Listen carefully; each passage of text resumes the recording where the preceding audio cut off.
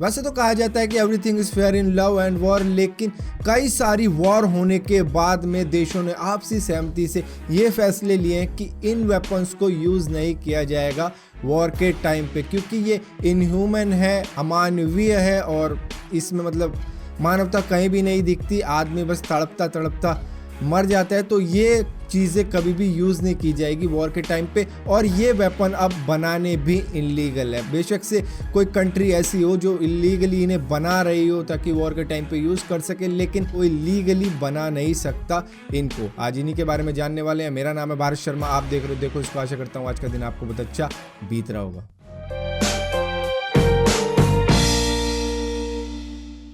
सबसे पहले आती है मस्टर्ड गैस। इसको कोई भी यूज़ नहीं कर सकता क्योंकि ये हवा से ज़्यादा भारी होती है, इस वजह से ये नीचे ठहर जाती है। और जिन लोगों पर भी ये मारी जाती है वो सांस नहीं ले पाते क्योंकि ये नीचे ठहर जाती है। और नीचे ठहरने की वजह से जब लोग इसको अपनी सांसों में लेते हैं तो उनके लंग्स में फ्लूइड भर जाता है, जिससे उनको एहसास होता है पानी में डूबने का। मतलब वो सांस तो ले रहे हैं लेकिन अंदर जा रहा है सिर्फ फ्लूइड, वो भी बॉडी का फ्लूइड। ये गैस कुछ ऐसे कारनामे कर देती है, इस वजह से इसको यूज़ नहीं किया जा सकता किसी भी वॉर की सिचुएशन में लीगली, लेकिन इलीगली तो करते ही हैं। और इससे बचने का भी एक तरीका बताया गया है कई एयर सोल्जर्स के द्वारा कि अपने रुमाल में पेशाब कर दो और उसके बाद में उसको अपने मुंह पर रख लो और उसके थ्रू तुमको सांस लेनी है, तभी जाके तुम बच पाओगे जब तक तुम उस एरिया से निकल नहीं जाते। अब अगला आता है नर्व गैस, जो कि बहुत ही ज़्यादा खतरनाक है। इसको 1899 में ही इलीगल करार दे दिया था इसी वजह से।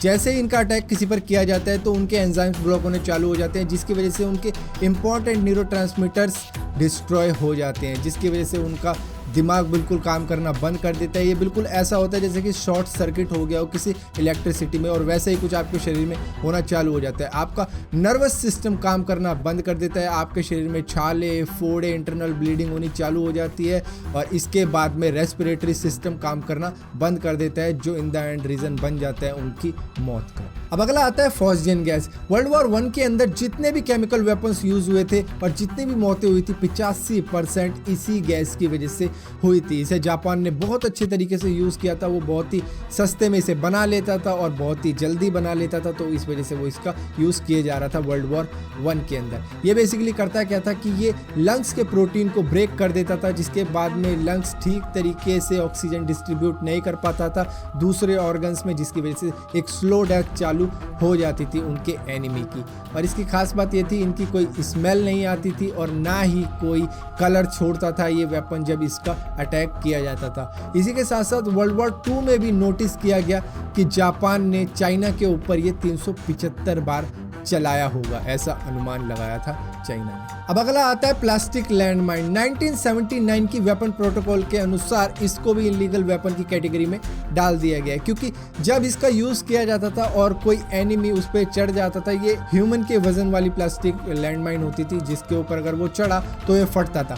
फटने के बाद में प्लास्टिक के टुकड़े उसके शरीर में घुस जाते थे, जिसके बाद में एक्सरे में वो आ नहीं पाते थे। अब जब एक्सरे में वो नहीं आ पाते थे तो इसकी वजह से उसका इलाज नहीं हो पाता था और वो प्लास्टिक के टुकड़े वापस निकाले नहीं जाते थे इंजर्ड बॉडी में से, तो इसकी वजह से उसकी धीरे धीरे मौत होनी चालू ही हो जाती थी। तो इसकी वजह से इसको भी इलीगल करार दे दिया गया और अब कोई इसका यूज़ नहीं करता। जो भी करते हैं तो मेटल की लैंडमाइन होती है, जिसको एनिमी भी आराम से डिटेक्ट कर पाता है और वो भी पीछे ही रहता है, और इसकी वजह से एक तरीके से ये एक सिग्नल है कि हमने यहाँ पे लैंडमाइन बिछा रखी है, इससे आगे आए तो भाई तुम्हारी जिम्मेदारी है। अब अगला आता है बायो वेपन। इसके अंदर डिजीजेज यानी बीमारियां डाल दी जाती हैं जो सांस के साथ में आपके अंदर चली जाती है, और उसको उन एरियाओं में फेंक दिया जाता है जहाँ के लोगों को मतलब एक स्लो डेथ देनी है जो एक एनिमी है, तो ये वहाँ पे मार दिए जाते हैं। लेकिन इसको भी इलीगल वेपन की कैटेगरी में डाला गया है, जिसमें मतलब आदमी को बीमारी दे के मारा जाएगा।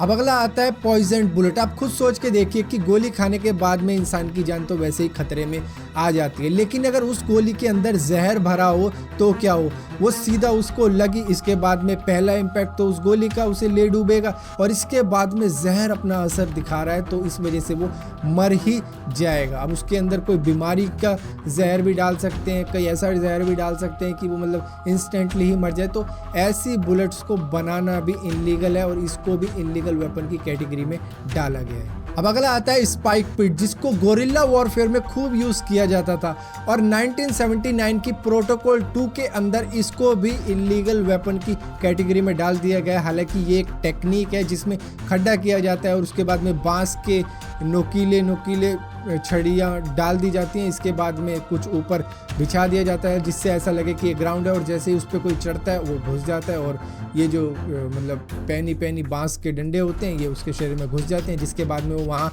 उस जगह पे तड़प के मर जाता है। तो इसको भी इलीगल वेपन की कैटेगरी में डाला गया। हालांकि मेरे हिसाब से ये जो टेक्निक है ट्रैप है बेसिकली एनिमी को फंसाने के लिए, जो मेरे ख्याल से आज भी यूज़ किया जाता होगा। तो फिलहाल के लिए ये कुछ इलीगल वेपन्स थे जो बहुत ही ज़्यादा खतरनाक लगे मेरे को और मैंने आपसे शेयर किए। और फिलहाल के लिए वैसे तो कहा जा रहा है ये इलीगल वेपन है, कोई कंट्री बना नहीं रही है, लेकिन जंगल में मोर नाचा किसने देखा, कोई क्या बना रहा है किसको क्या मालूम।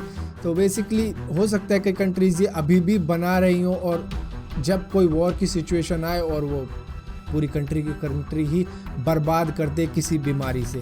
तो फिलहाल के लिए इस वीडियो में इतना ही था। अगर ये वीडियो आपको पसंद आती है तो इस वीडियो को लाइक ज़रूर करना, शेयर ज़रूर करना और अपनी कमेंट ज़रूर बताना कि आप क्या सोचते हो, क्या ये वेपन्स बन रहे होंगे या ये नहीं बन रहे होंगे। हालांकि प्रोटोकॉल्स कई सारी किताबें लिख दी कि इलीगल वेपन्स हैं ये, इनको नहीं बनाया जाना चाहिए, लेकिन आपकी क्या राय है, क्या ये बन रहे हैं या नहीं बन रहे, आप भी कमेंट्स में लिख के बताइएगा। और अगर आपको ये वीडियो पसंद आती हो तो और इलीगल वेपन्स के बारे में जानना चाहते हो तो 5000 लाइक्स का टारगेट यहाँ पे है। अगर ये पूरा हो जाता है तो अगली वीडियो ज़रूर आएगी और इलीगल वेपन्स के ऊपर जो शायद इनसे भी ज़्यादा खतरनाक। और अगर ये वीडियो आपको पसंद आ रही है तो इस चैनल को सब्सक्राइब ज़रूर करना और सब्सक्राइब करो तो बेल का आइकन ज़रूर दबाना, वरना आपको पता भी नहीं लगेगा कि मैंने कोई वीडियो डाली भी है।